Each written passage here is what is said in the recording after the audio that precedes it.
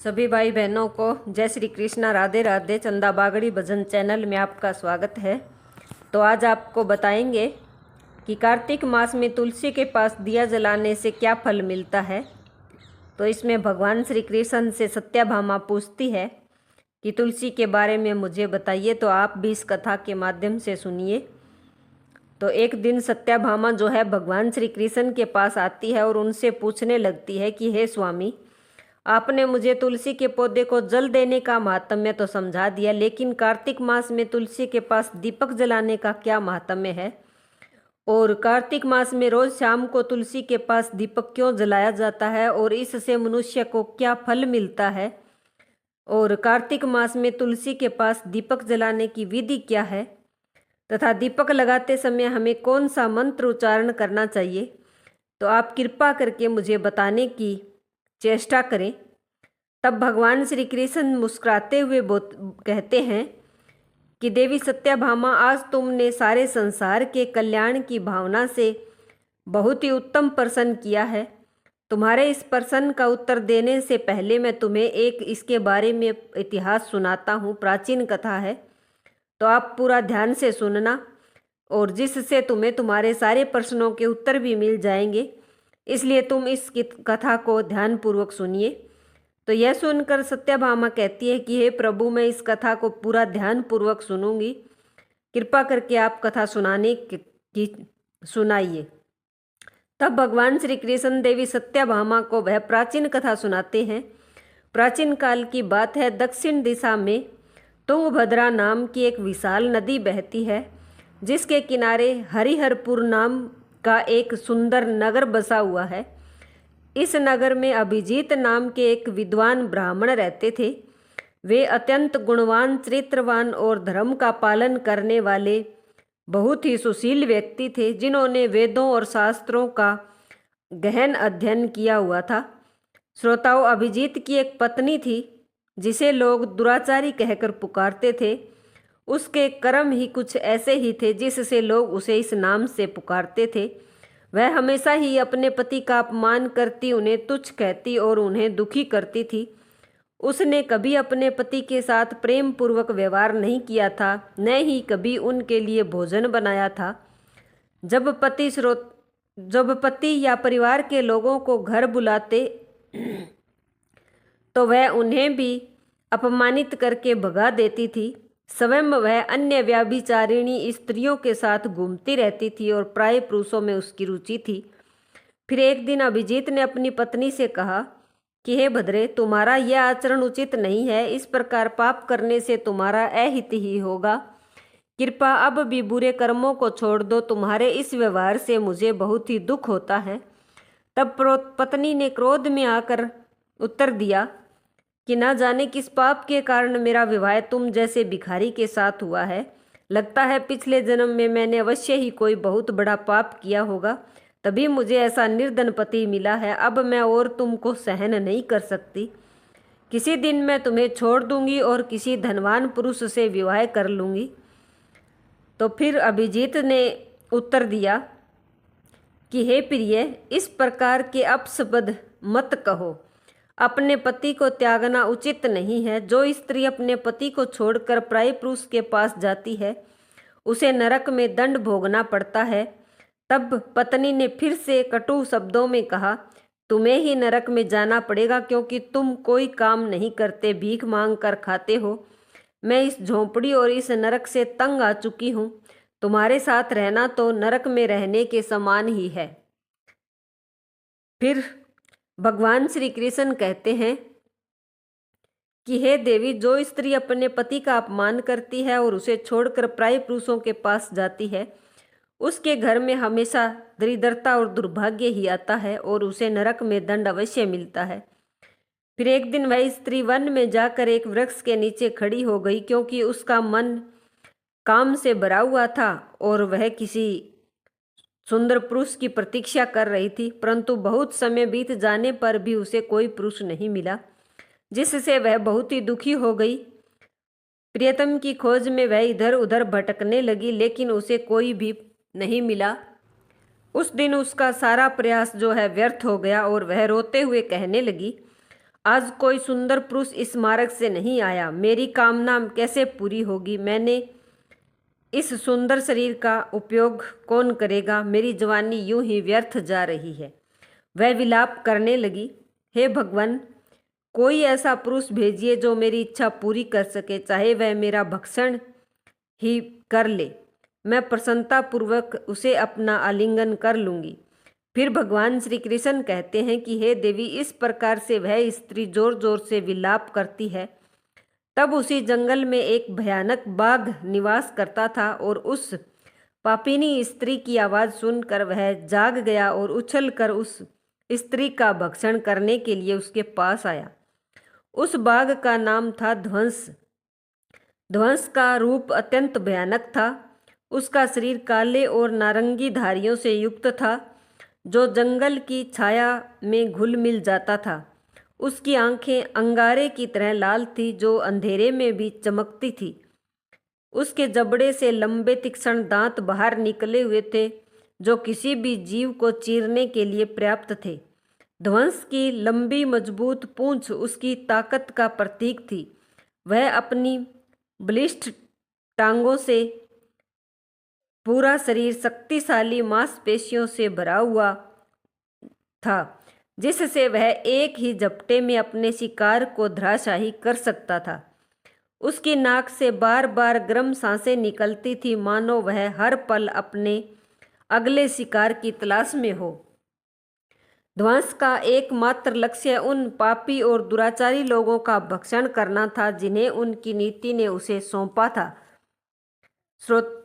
उस भयंकर बाघ को अपने सामने खड़ा देखकर उस स्त्री के पसीने छूटने लगे और वह भय से थर थर कांपने लगी।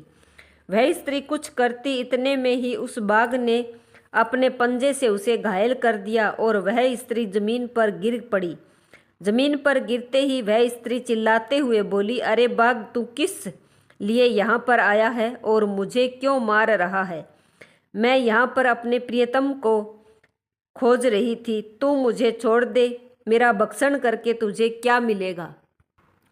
इस तरह उस स्त्री की बात सुनकर वह भयानक बाघ क्षण भर के लिए तो रुक गया और हंसते हुए कहने लगा कि हे दुष्टा, आज विधाता ने तुझे मेरा भोजन नियुक्त किया है।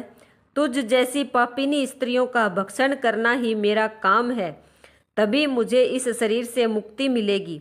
तब वह स्त्री कहने लगी कि हे बाघ, तुम कौन हो? मुझे सच सच बताओ, तुम्हें किस कारण से बाघ होना पड़ा और तुम मुझ जैसी स्त्रियों का भक्षण क्यों करते हो? पहले मुझे सारी बात बताओ और फिर मेरा भक्षण करो। फिर ध्वंस नाम का वह बाघ जो था वो कहने लगा कि हे पापिनी, मैं तुम्हें मेरे पूर्व जन्म का पूरा वृत्तांत सुनाता हूँ कि किस कारण से मुझे बाघ होना पड़ा। पूर्व काल में दक्षिण देश में अमलापाहा नाम की एक पवित्र नदी बहती थी। उसी नदी के तट पर एक नगरी बसी हुई थी। यह नगरी अपने सुंदर मंदिरों, शांत वातावरण और धार्मिक अनुष्ठानों के लिए प्रसिद्ध थी। वहाँ एक ब्राह्मण परिवार निवास करता था जिसमें मैं जन्मा था। मेरा नाम देवदत्त था। वहाँ एक ब्राह्मण परिवार निवास करता था जिसमें मैं जन्मा था और मेरा नाम देवदत्त था। मेरे पिता एक आदर्श ब्राह्मण थे जो यज्ञ, हवन और धार्मिक अनुष्ठानों का पालन करते थे। मैंने अपनी किशोरावस्था में वेदों का अध्ययन किया और यज्ञ आदि धार्मिक कार्यों में पारंगत हो गया। लेकिन जैसे जैसे मैं बड़ा हुआ, मेरे मन में धन का लोभ बढ़ता गया। मैंने अनेक यज्ञों का आयोजन किया, लेकिन वे धार्मिक उद्देश्य से नहीं बल्कि धन के लिए थे। मैं पापियों के साथ बैठता था जो धर्म का पालन नहीं करते थे और उनके साथ ही भोजन करता था, और मैंने धन के लोभ में उनके अनैतिक कार्यों का समर्थन भी किया। धर्म के मार्ग से भटकते हुए मैंने उन वस्तुओं का भी सेवन किया जिन्हें ब्राह्मण को छूना भी नहीं चाहिए।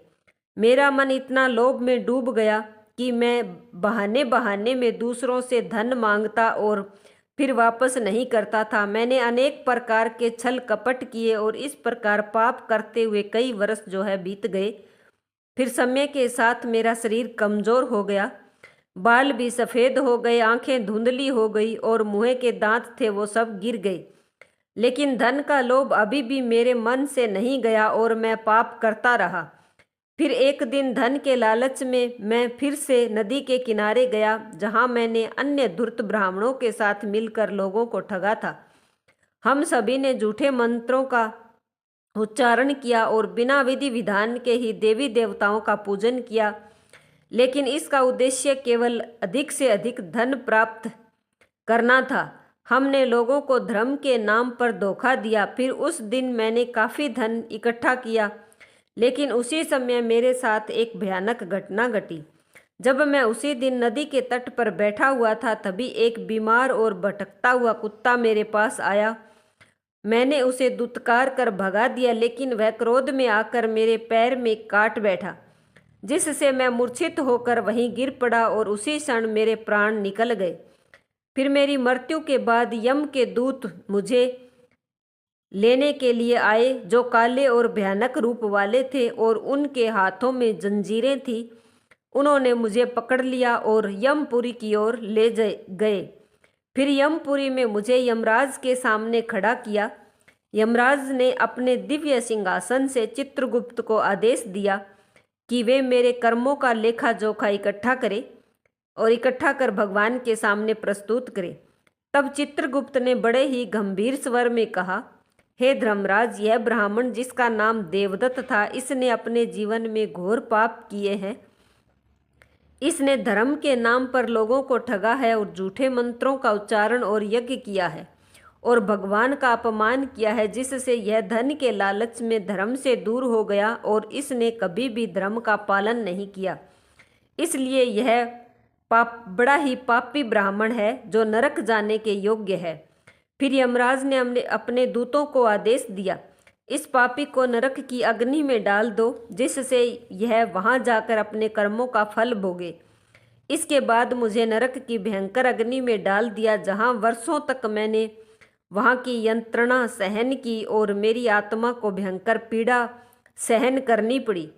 फिर अनेक वर्षों की सजा के बाद मेरे पापों के कारण मुझे बाघ का शरीर प्राप्त हुआ और मैं इस दुर्गम वन में निवास करने लगा।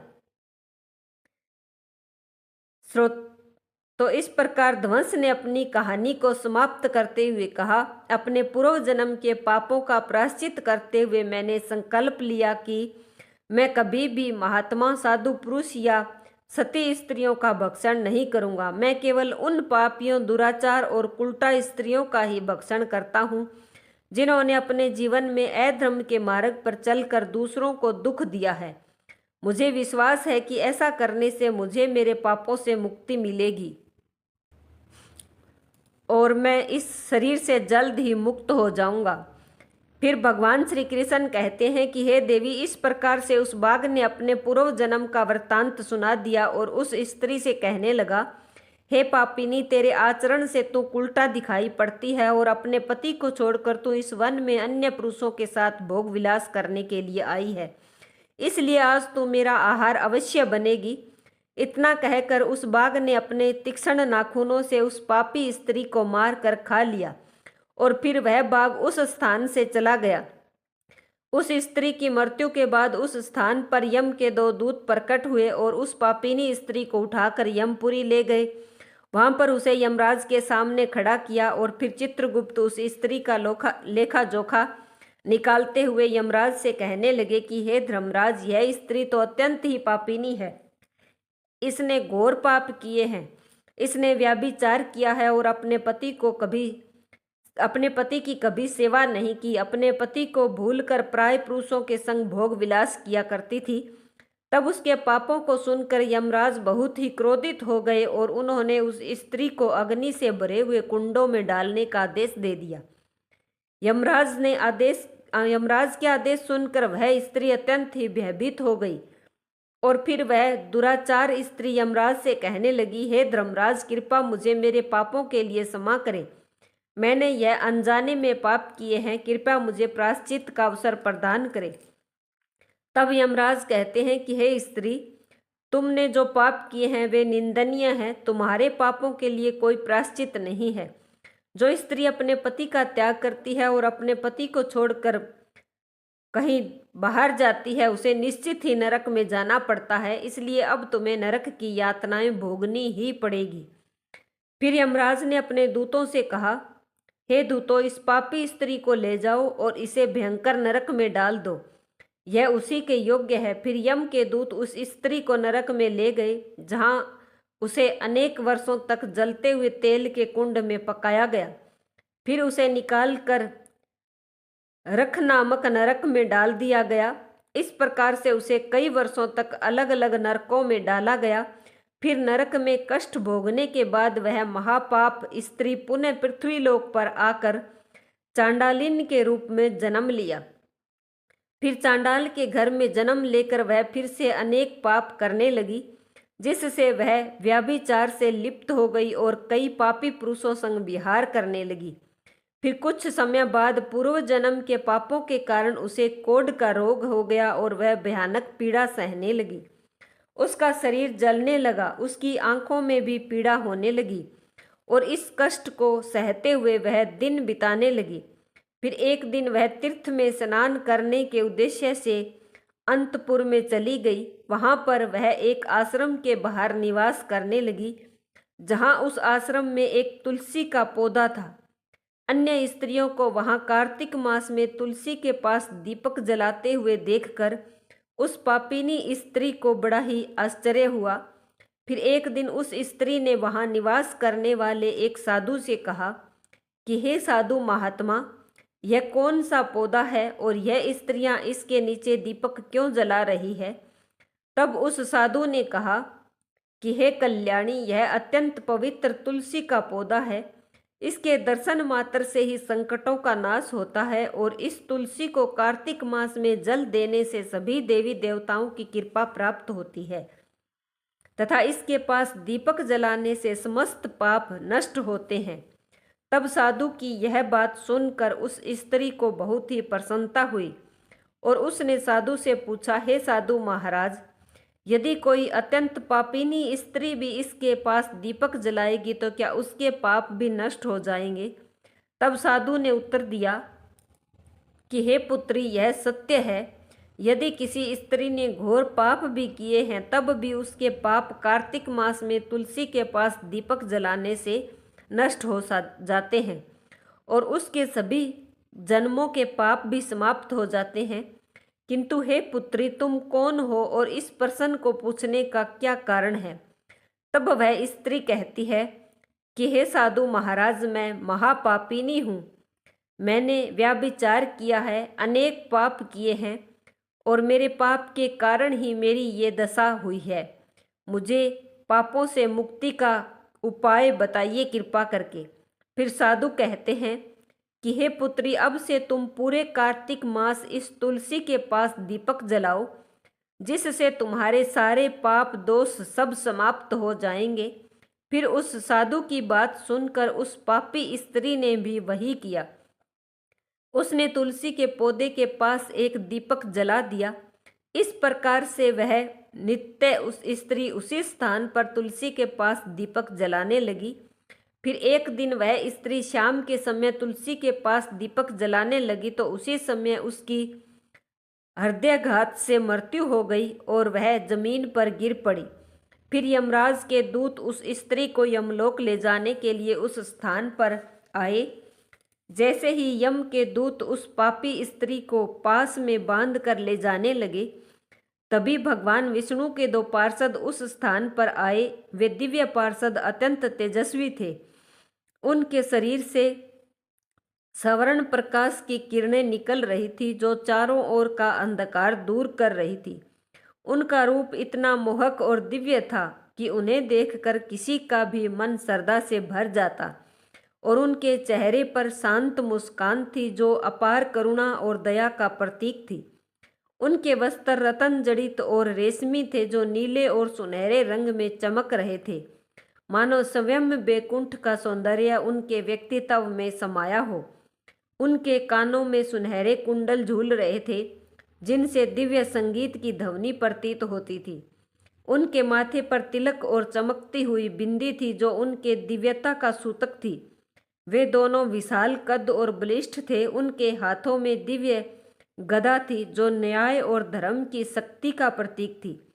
वे उस स्त्री को अपने दिव्य स्पर्श से मुक्ति का आश्वासन देने आए थे, जिससे उसके सभी पाप नष्ट हो सकें और उसे स्वर्ग की यात्रा का अधिकारी बना सके। तब उन पार्षदों ने यमराज के दूतों को रोक लिया और कहने लगे कि हे यमदूत, इस स्त्री को तुम छोड़ दो। यह स्त्री नरक जाने के योग्य नहीं है। तुम किसके आदेश से ऐसा अधर्म कर रहे हो? फिर यम के दूत कहने लगे कि हे पार्षदों, हम यमराज के आदेश से इस पापी स्त्री को उठाकर ले जा रहे हैं, किंतु आप हमें किस कारण से रोक रहे हैं? यह स्त्री अत्यंत पापी है, इसे नरक में ले जाने की आज्ञा मिली है। यह सुनकर भगवान विष्णु के पार्षद मुस्कुराए और बोले कि हे यमदूत, तुम सत्य बोलते हो, लेकिन इस स्त्री का एक ऐसा पुण्य भी है जो इसके सारे पापों को मिटा चुका है। क्या तुमने देखा नहीं, इसने अपने जीवन में संध्या के समय तुलसी के समीप दीपक जलाया है। तब यमदूतों ने चकित होकर पूछा, हे पार्षदों, कार्तिक मास में क्या केवल तुलसी के समीप दीपक जलाने से इसके सारे पाप नष्ट हो सकते हैं? फिर भगवान विष्णु के पार्षद ने गहन दृष्टि से यमदूत की ओर देखा और समझाया, तुम इस बात को नहीं समझते यमदूत, तुलसी भगवान विष्णु की परम प्रिय है। जो भी भक्त श्रद्धा और भक्ति से पूरे कार्तिक माह तुलसी के समीप दीपक जलाता है, वह भगवान श्री हरि विष्णु की कृपा का पात्र बन जाता है। संध्या के समय दीपक जलाने का एक पुण्य अनंत गुना बढ़ जाता है और यह न केवल उसके पापों को नष्ट करता है बल्कि उसे स्वर्ग का अधिकारी भी बनाता है। इस स्त्री ने सच्चे मन से तुलसी का पूजन किया और दीपक प्रज्वलित किया, इसी कारण इसके सारे पाप नष्ट हो चुके हैं। अब यह नरक जाने के योग्य नहीं है।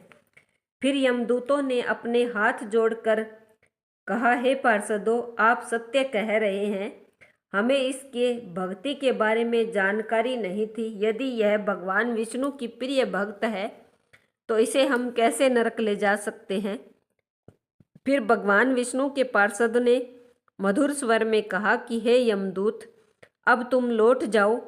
इस स्त्री ने कार्तिक मास में तुलसी की सेवा की है और उस दीपक की रोशनी में अपने सारे पापों को भस्म कर चुकी है। अब इसे विष्णु लोक में ले जाया जाएगा, जहाँ इसका स्वागत होगा। अब स्वर्ग की अधिकारी यह बन चुकी है। तो पार्षदों की बात सुनकर यमदूतों ने उस स्त्री को वहीं छोड़ दिया और यमलोक गए। तब वहां जाकर उन्होंने यमराज को सारा वृतांत सुनाया। फिर भगवान विष्णु के पार्षद उस स्त्री को दिव्य विमान में बिठाकर स्वर्ग लोक ले गए। अब भगवान ने कहा है कि देवी सत्यभामा, इस प्रकार तुलसी के पास दीपक जलाने मात्र से ही मनुष्य के सभी पाप नष्ट हो जाते हैं। जो स्त्री पूरे कार्तिक मास शाम को तुलसी के पास दीपक जलाती है वह सौभाग्यशाली बनती है और उसके पिछले जन्मों के सभी पाप नष्ट हो जाते हैं और उसे सुख शांति की प्राप्ति होती है, घर धन धान्य से परिपूर्ण रहता है और अंत में उसको स्वर्ग की प्राप्ति भी होती है। तो इसके बाद जो है, जब हम तुलसी में जल देते हैं तो हमें ये मंत्र है जो बोलना चाहिए, ओम तुलसी देवई च विदहे विष्णु प्रियाय च धीमहि तन्नो वृंदा प्रचोदयात। ये है विष्णु भगवान का मंत्र तुलसी मैया का। तो इस प्रकार से ये मंत्र बोलना चाहिए। ये मंत्र जब हम शाम को तुलसी में दीपक जलाते हैं तब बोलना चाहिए। और अगर ये मंत्र आपको याद ना रहे और किसी कारणवश ना बोल सकते हो तो आप हाथ जोड़कर तुलसी मैया से बस इतना ही कह सकते हो कि हे तुलसी मैया, कृष्ण भगवान का कांदा दई, स्वर्ग में बास दई, 11 का दिन दई, कार्तिक का महीना दई, मीठा मीठा घास दई और बैकुंठों में वास दई। ये सब कह सकते हैं। तो इस प्रकार से भगवान श्री कृष्ण ने कहा कि देवी सत्यभामा, हजारों अमृत के घड़ों से नहलाने पर भी श्री हरि की उतनी तृप्ति नहीं होती जितनी तुलसी का एक पत्ता चढ़ाने से होती है। 100,000 गोदान से फल प्राप्त होता है, वही फल तुलसी पत्र के दान से मिल जाता है। जो मृत्यु के समय अपने मुख में तुलसी का पत्र पा लेता है, वह सारे पापों से मुक्त होकर भगवान श्री कृष्ण के धाम को पहुंच जाता है। जब भक्त तुलसी के पास दीपक जलाता है तो उस प्रकाश में निहित ऊर्जा नकारात्मक शक्तियों को नष्ट करती है और सकारात्मक ऊर्जा का संचार करती है। यह आध्यात्मिक वातावरण को शुद्ध करता है और घर में देवताओं की कृपा को आकर्षित करता है। दीपक का प्रकाश अज्ञान के अंधकार को दूर करता है और ज्ञान की ज्योति को प्रज्वलित करता है। कार्तिक मास में तुलसी के पास दीपक जलाने से मनुष्य के भीतर शुद्धता और पवित्रता का भाव उत्पन्न होता है, जिससे उसकी भक्ति और ध्यान की शक्ति बढ़ती है। यह माना जाता है कि जब व्यक्ति कार्तिक मास में तुलसी के पास दीपक जलाकर तुलसी जी की आरती करता है तो भगवान विष्णु का ध्यान सरलता से प्राप्त होता है। वह साधक के मन को स्थिरता और शांति की ओर ले जाता है, जिससे ध्यान में एकाग्रता बढ़ती है। कार्तिक मास में तुलसी के पास दीपक जलाने का अनुष्ठान सूर्यास्त के समय करना बहुत ही शुभ माना जाता है। इस समय दीपक जलाकर तुलसी माता की आरती की जाती है और भगवान विष्णु का स्मरण किया जाता है, जिससे विशेष पुण्य प्राप्त होता है। और प्रतिदिन संध्या के समय तुलसी के पास दीपक जलाते समय ओम नमो भगवते वासुदेवाय मंत्र का भी जाप कर सकते हैं आप। यह मंत्र घर की नकारात्मकता को दूर करता है और भगवान विष्णु की कृपा हमें प्राप्त करता है। तुलसी के पास घी या तेल के तिल का दीपक जलाना शुभ माना जाता है। घी का दीपक अधिक पवित्र माना जाता है, लेकिन यदि घी संभव न हो तो तिल के तेल का भी दीपक जला सकते हैं। तिल के तेल का दीपक जो है नकारात्मक ऊर्जा को नष्ट करने में सहायक होता है। तो इस प्रकार से जो भी भक्त पूरे कार्तिक माह में तुलसी के पौधे के पास दीपक जलाता है उसे 7 जन्मों तक के पुण्य की प्राप्ति होती है और उसके घर में कभी भी दरिद्रता या कोई कष्ट का उसको सामना नहीं करना पड़ता। उसके परिवार में हमेशा सुख शांति और खुशहाली बनी रहती है। तो इस प्रकार से धार्मिक ग्रंथों में बताया गया है कि कार्तिक मास में तुलसी के पास दीपक जलाने से घर में पितृदोष नहीं होता, ग्रह दोष और काल सर्प दोष जैसी जो भी बाधा होती है सब नष्ट होती है। इस उपाय से घर में नकारात्मक ऊर्जा का नाश होता है और सकारात्मक ऊर्जा का संचार होता है। कार्तिक मास में तुलसी के पास दीपक जलाने से आत्मा की शुद्धि भी होती है और यह जन्म जन्मांतर के पापों का नाश करता है। इससे आत्मा को शांति मिलती है। तो इस प्रकार से तुलसी के पास दीपक जो है और जलाना चाहिए। और व्यक्ति के जीवन के अंतिम समय में जो भक्त कार्तिक मास में तुलसी के पास दीपक जलाकर भगवान श्री हरि विष्णु जी का स्मरण करता है उसे मृत्यु के बाद यमदूतों का कोई भय नहीं रहता और वह सीधा ही भगवान के धाम को पहुंच जाता है। कार्तिक मास में तुलसी के पास दीपक जलाने से देवी लक्ष्मी का भी आशीर्वाद मिलता है, जिससे व्यक्ति के जीवन में कभी आर्थिक संकट नहीं आता और हमेशा समृद्धि बनी रहती है। इस प्रकार से भगवान श्री कृष्ण ने कार्तिक मास में तुलसी के पौधे के पास दीपक जलाने का महत्व बताया है। तो आपको पता लग गया होगा कि कार्तिक मास में दीपक जलाने से क्या फल मिलता है। तो ये थी कथा और ये थी जानकारी। आपको कैसी लगी बताना। जय श्री कृष्णा, राधे राधे। सभी भाई बहनों को तुलसी मैया की जय हो।